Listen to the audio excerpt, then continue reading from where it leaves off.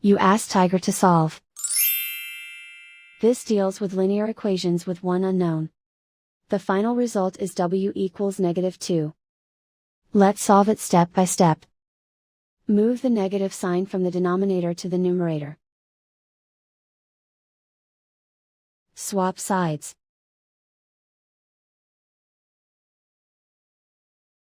Isolate the w. Multiply both sides by 2. Group like terms. Multiply the coefficients.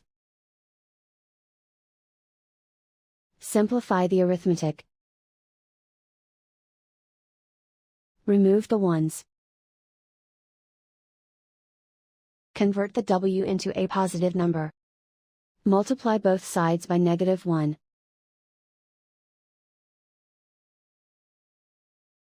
Remove the ones.